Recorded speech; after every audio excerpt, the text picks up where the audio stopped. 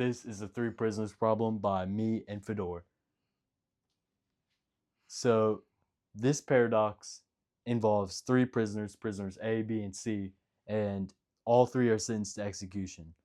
The warden is pardoning one of them, and they're each equally likely to be pardoned with a 1/3 chance of being pardoned.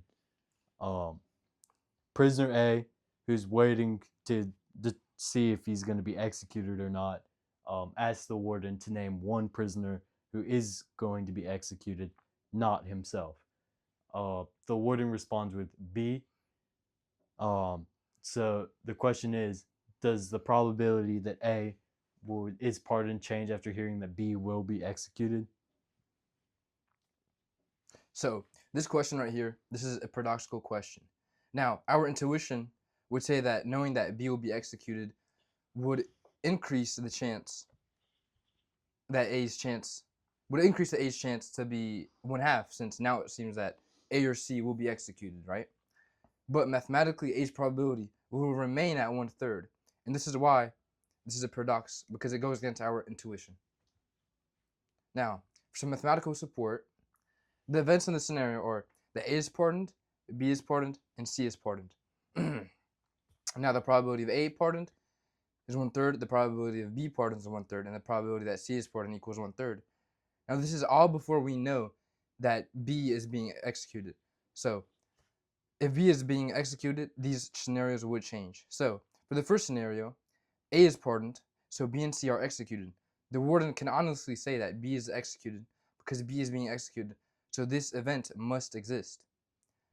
Now, for scenario 2, B is executed. Now, A and C are executed. The warden would not be able to say that B is being executed because B is the one getting pardoned in the scenario. This scenario does not exist because you cannot have a prisoner pardoned and executed. So those events are mutually exclusive. Now, for scenario 3, where C is pardoned, A and B are executed, the warden could still say that B is executed because B is being executed. So that event must exist.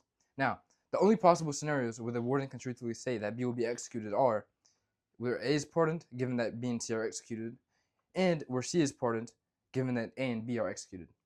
Before revealing who's executed, A had a 1/3 chance of being pardoned because all three of the prisoners had the same chance. But after warden reveals that B will be executed, A's chances remain at 1/3, and only two scenarios are left.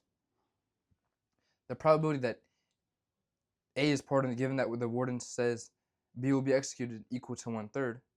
The probability that C is pardoned, given that the warden says B will be executed, equal to 2/3.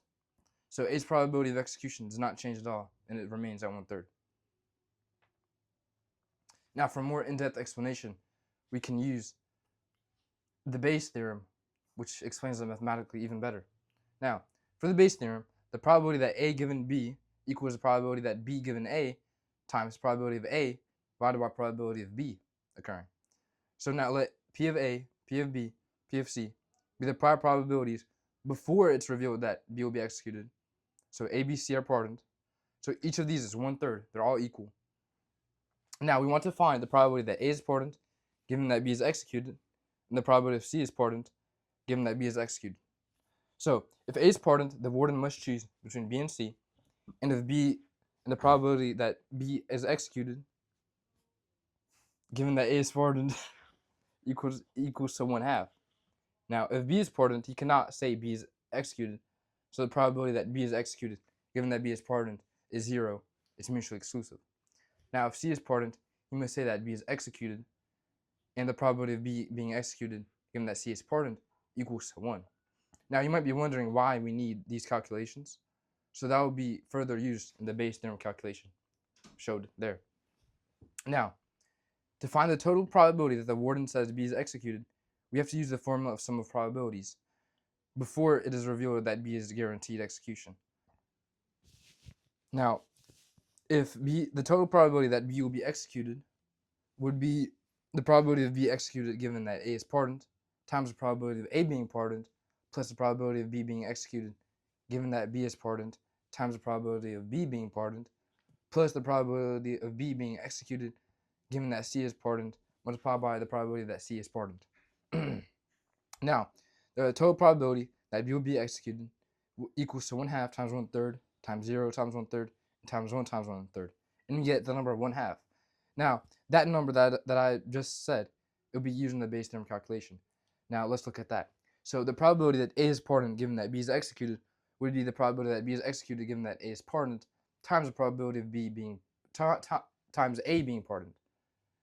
Now, the probability that B is executed total, that's what we divided by. So 1/2 times 1/3 times 1/2 equals 1/3.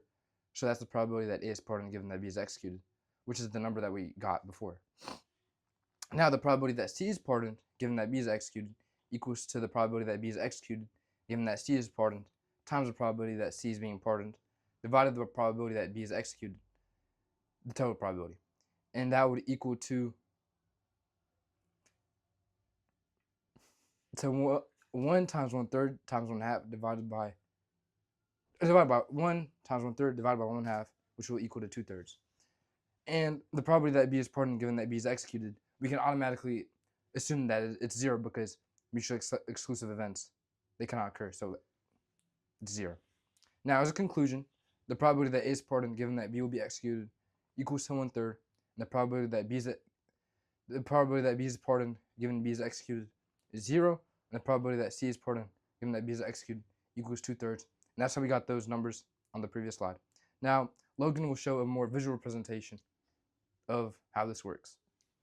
Okay, so right now we have 4 scenarios in which every prisoner has to be matched with every other prisoner, but the warden will not name A, so A cannot be under the name. So we have to divide it into 2 groups or 2 scenarios with a 1/6 chance of happening. And for our scenario, B is the one who's named to be executed. So either scenario 2 or scenario 4 will occur, in which either C or A are pardoned. And if you look, you see the 1/3 and the 1/6, they don't add up to 1, so we have to normalize it. So multiply each thing by 2, so it's a 1/3 and 2/3 chance.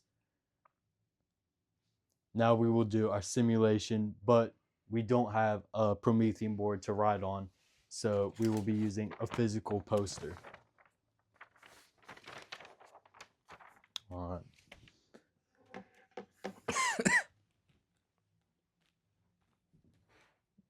Yeah. Okay. For this, we need a dice or a virtual dice. So we have that right here. And so we're gonna have B be executed because he's always the one who's named in our situation. So for our first trial, we're going to first execute B by turning him into spaghetti. Okay. Then we have to roll the virtual dice to see whether A is being pardoned or C is being pardoned. If it's a 1 or a 2, A will be pardoned, and if it's a 3, 4, 5, or 6, C will be pardoned. This is a 6, meaning C will be pardoned, so he gets to live happily ever after, free, and we'll do A being executed, turned into spaghetti.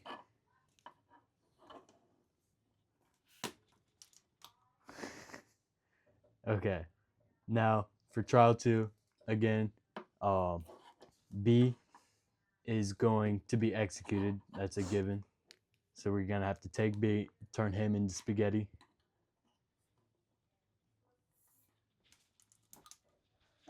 Okay, and then we're gonna roll our dice to see whether A or C will be pardoned. This time we got a 4, meaning A will be executed again, and our B will get to live happily ever after.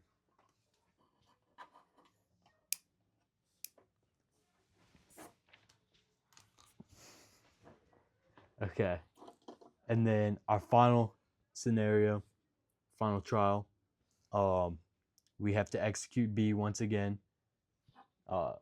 because that is a given. Okay. And then we're going to roll the dice to determine 5. So this time, A is being executed again, and all 3 C's are pardoned and get to live happily ever after. Okay. Back.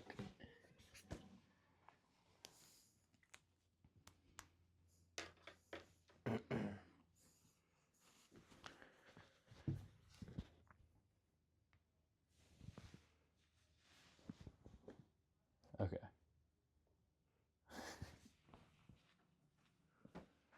And this is what we would have written on the Promethean board, where C was pardoned every single time, and A was executed along with B every single time.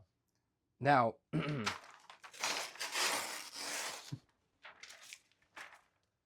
so in the long run, the probabilities would equal to the ones that were said. But since this was only 3 trials, prisoner C was able to be pardoned every single time. But over the long run, the prisoner A would also be pardoned. Mhm. So that's the rule of large numbers. Now, for the end, the real world application to what we just showcased.